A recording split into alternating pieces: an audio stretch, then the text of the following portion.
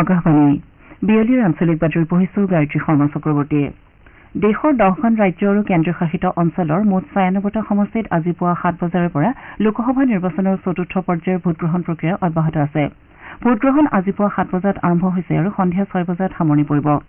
দেশৰ নিৰ্বাচন আয়োগে প্ৰকাশ কৰা শেহতীয়া তথ্য অনুসৰি দিনৰ 3 বজা পৰ্যন্ত সমগ্ৰ দেশত 52.60% অধিক ভোটদান সম্পন্ন হৈছে।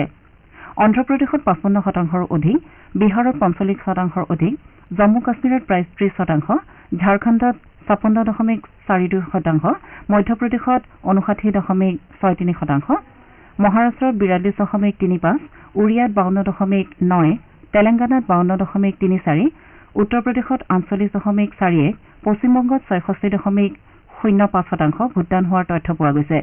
নিৰ্বাচন আয়োগে ভোটদানৰ হাৰ বৃদ্ধিৰ উদ্দেশ্যে তেলেংগানাত 17টা সংসদীয় সমষ্টিৰ ঠাই বিশেষে ভোটদানৰ সময়সীমা বৃদ্ধি কৰাৰ সিদ্ধান্ত গ্ৰহণ কৰিছে। আজি ভোটগ্ৰহণ হোৱা 96টা সমষ্টিৰ ভিতৰত অন্ধ্ৰপ্ৰদেশৰ 25টা, তেলেংগানাৰ 17টা, উত্তৰ প্ৰদেশৰ 13টা, মহাৰাষ্ট্ৰৰ 11টা, মধ্যপ্ৰদেশ আৰু পশ্চিমবংগৰ 8টাকৈ, বিহাৰৰ 5টা, ওড়িশা আৰু ঝাৰখণ্ডৰ 4টাকৈ আৰু কেন্দ্ৰীয় শাসিত অঞ্চল জম্মু কাশ্মীৰৰ 1টা সমষ্টি আছে। এই পৰ্যায়ৰ বাবে মুঠ 1717গৰাকী প্ৰাৰ্থীয়ে প্ৰতিদ্বন্দ্বিতা আগবঢ়াইছে। লোকসভাৰ চতুৰ্থ পৰ্যায়ৰ সমান্তৰালভাৱে অন্ধ্ৰপ্ৰদেশৰ 175জনীয়া বিধানসভাৰ আটাইকেইখন আসন আৰু ওড়িশা বিধানসভাৰ 147খন আসনৰ 28খনৰ বাবে ভোটগ্ৰহণ কৰা হৈছে।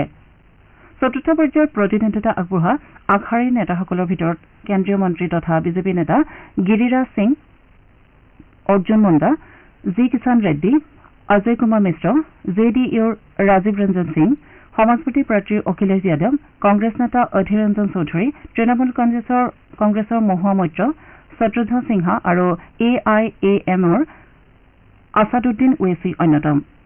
চতুৰ্থ পৰ্যায়ৰ ভোটগ্ৰহণ সুকলমে সম্পন্ন কৰাৰ বাবে দেশৰ বিভিন্ন প্ৰান্তৰ 1,92,000 ভোটগ্ৰহণ কেন্দ্ৰত 19 লাখৰো অধিক নিৰ্বাচনী বিষয়া নিয়োগ কৰা হৈছে। কুসংস্কাৰ আৰু অন্ধবিশ্বাসৰ বিৰুদ্ধে আজীৱন যুঁজ দিয়া বিৰুবালা ৰাভাই আজি পুৱা গুৱাহাটী চিকিৎসা মহাবিদ্যালয় হস্পিটেলত শেষ নিশ্বাস ত্যাগ কৰে। তেওঁ কেন্দ্ৰীয় চৰকাৰে 2021 চনত দেশৰ চতুৰ্থ অসামৰিক সন্মান পদ্মশ্ৰী বঁটাৰে সন্মানিত কৰিছিল। সমাজত প্ৰচলিত কুসংস্কাৰ, ডাইনী প্ৰথাৰ বিৰুদ্ধে 2 দশকৰো অধিক কাল যুঁজ দি অহা বিৰুবালা ৰাভা সমাজৰ একাংশ লোকৰ অন্যায়ৰ বলি হোৱা নিৰীহ লোকসকলৰ বাবে সাহসৰ শিখা সকাহৰ অন্য নাম আছিল। 1954 চনত গোৱালপাৰা জিলাৰ ঠাকুৰভিলাত জন্মগ্ৰহণ কৰা এইগৰাকী প্ৰগতিকামী মহিলাই সমাজত প্ৰচলিত কুসংস্কাৰৰ বিৰুদ্ধে সচেতনতা বৃদ্ধিৰ বাবে সৃষ্টিৰ বাবে আজীৱন প্ৰচেষ্টা চলাইছিল। মুখ্যমন্ত্ৰী ডঃ হিমন্ত বিশ্ব শৰ্মাই বিৰুবালা ৰাভাৰ বিয়োগত গভীৰ শোক প্ৰকাশ কৰিছে। মুখ্যমন্ত্ৰীগৰাকীয়ে ৰাভাৰ অন্ত্যেষ্টিক্ৰিয়া সম্পূৰ্ণ ৰাজ্যিক মৰ্যাদাৰে কৰা হ'ব বুলি প্ৰকাশ কৰিছে আৰু এই বিষয়ত সকলো দিশ তদাৰক কৰিবলৈ কেবিনেট মন্ত্ৰী চন্দ্ৰমোহন পাটোৱাৰী আৰু জয়ন্ত মল্ল বৰুৱাক দায়িত্ব অৰ্পণ কৰিছে। কেন্দ্ৰীয় মন্ত্ৰী সৰ্বানন্দ সোণোৱালে বিৰুবালা ৰাভাৰ বিয়োগ অসমৰ সমাজ জীৱনৰ বাবে এক অপূৰণীয় ক্ষতি বুলি সামাজিক মাধ্যমযোগে শোকবাৰ্তা প্ৰেৰণ কৰিছে। Central board of secondary education চমুকৈ CBSE-য়ে 10ম আৰু দ্বাদশ শ্ৰেণীৰ চূড়ান্ত পৰীক্ষাৰ ফলাফল ঘোষণা কৰিছে। CBSE-য়ে প্ৰকাশ কৰা তথ্য অনুসৰি 10ম শ্ৰেণীৰ পৰীক্ষাৰ উত্তীৰ্ণ হাৰ 93.60%, ছাত্ৰীৰ উত্তীৰ্ণ হাৰ 94.75% হোৱাৰ বিপৰীতে ছাত্ৰৰ উত্তীৰ্ণ হাৰ 92.71%। CBSE-ৰ 10ম শ্ৰেণীৰ ফলাফলত উত্তীৰ্ণ হাৰ বিগত বৰ্ষতকৈ 0.48% বৃদ্ধি পাইছে, আনহাতে দ্বাদশ শ্ৰেণীৰ চূড়ান্ত পৰীক্ষাৰ উত্তীৰ্ণ হাৰ 87.98%। এই হাৰ যোৱা বছৰতকৈ 0.65% বৃদ্ধি পোৱা বুলি বোৰ্ডে এটা বিবৃতিযোগে জনাইছে। 24,000তকৈ অধিক পৰীক্ষাৰ্থীয়ে 95%তকৈ অধিক নম্বৰ লাভ কৰিছে আৰু 1,16,000 পৰীক্ষাৰ্থীয়ে 90%তকৈ অধিক নম্বৰ লাভ কৰিছে।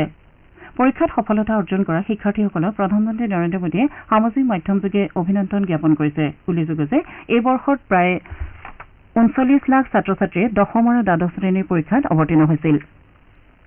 কেন্দ্ৰীয় বন্দৰ জাহাজ আৰু জলপথ মন্ত্ৰী সৰ্বানন্দ সোণোৱাল আজি ইৰাণলৈ ৰাওনা হৈছে। ভাৰত আৰু ইৰাণৰ মাজত হ'বলগীয়া গুৰুত্বপূৰ্ণ চাবাহাৰ বন্দৰ চুক্তি স্বাক্ষৰত ভাগ ল'বলৈ কেন্দ্ৰীয় মন্ত্ৰীগৰাকীয়ে আজি ইৰাণ অভিমুখে যাত্ৰা কৰিছে। উল্লেখযোগ্য যে এই চুক্তিয়ে ভাৰতক ইৰাণৰ ওমানত অৱস্থিত চাবাহাৰ বিমান বন্দৰ দীৰ্ঘদিনলৈ লিজত লোৱাত সহায় কৰিব। আমাৰ এতিয়াৰ বাতৰি ইমানতে অন্ত পৰিল।